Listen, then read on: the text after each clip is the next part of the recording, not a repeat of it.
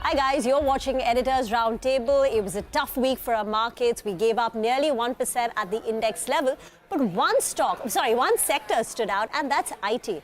The Nifty IT Index soared nearly 4.5% this week. I spoke to a few analysts, and they're saying that IT perhaps is now seen as a US macro play.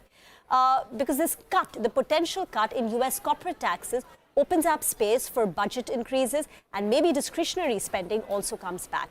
And if you remember, in Trump 1.0, in his earlier term, IT had underperformed because of restrictive immigration policy. H-1B visa rejection rates went up.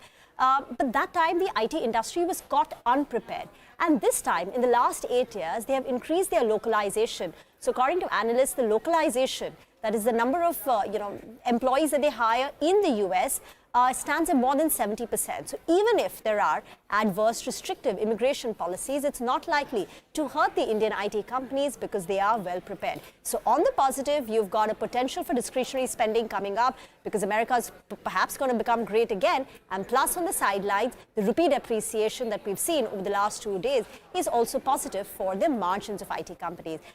Shiv, so come in. Is there a case to increase allocation to technology? Technology is not performed. And now, even in the Q2 earnings, we did see green shoots in BFSI recovering. So all in all, would you go out there and increase your allocation to tech? Well, I'd say IT services this week, has done well in addition to what you said, also because it's viewed as a defensive. And when some of the other sectors were selling off, there was capital perhaps rotating out there. I'm going to mention 2 points, which I think are really interesting from a structural perspective on IT services. So without commenting on what's going to happen this quarter or next quarter. Number one, historically, it's never been a great macro play on the US economy. It's been actually the opposite when companies are looking to cut costs and they want to move their budgets or through migration work. A lot of that has come to IT services. And the number 2 point I'll make is that if you heard the earnings calls from the big cloud vendors like Amazon and Google, Google mentioned on their last earning call that 25% of all the code that's written at Google was done through AI. Amazon mentioned that they migrated 36,000 applications, which would normally take hundreds of developer years in the quarter using AI.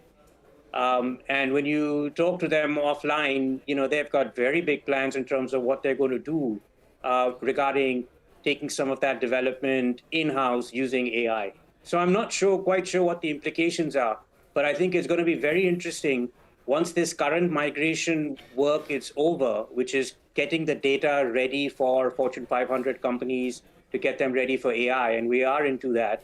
What does this mean longer term for IT services companies? I think that's a very big question.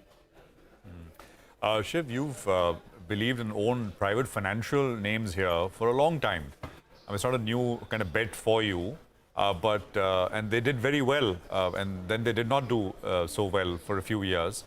But it's the time here now for private financials, valuation-wise, and of course, I mean, actually largely valuation-wise, because everything else is so expensive and maybe there's a bit of an earnings deceleration elsewhere as well. Well, a couple of things happening in financials, right? In the last 1 year, you've seen how tight monetary policy has been. And with a lot of money moving into the equity markets from domestic retail, there's been pressure on gathering low-cost deposits for some of the financial institutions. But in the last quarter, that was changing. And you could see some of the big banks growing their deposit bases quite healthily. I think the interesting thing in financial services is that the larger banks and the larger, more well-run NBFCs will now see an increasingly better time in the coming 12 months. And I say that for a couple of reasons. Number one, you saw in the last year and a half or 2 years, a lot of lenders come into the market, especially in the unsecured space. And you saw the RBI also come down and get concerned about it. And what you're seeing right now is the impact of all of that lending. But the bigger lenders were a lot more cautious, and the largest bank was a lot more cautious. And if you see what they're doing now they're talking about over the next 12 months, increasing their exposure to that space. as the data changes. And this is very typical. This has happened over cycles, which is why the big companies in financials don't change and they get stronger with each cycle. I think the second thing is that I think monetary policy will loosen, over the next couple of quarters. And if that happens and liquidity in the system goes up, that's another benefit to the financial sector. Shiv, thank you very much for your insight. Enjoy your weekend. And with that, folks, it's a wrap on this week's broadcast. Thank you very much for watching. But next week's a big one, right? First, it's the last of the earnings season, and then we've got a very special Global Leadership Summit. But till then, thank you for watching the show. Enjoy your weekend, and stay with CNBC TV 18 for more news and updates.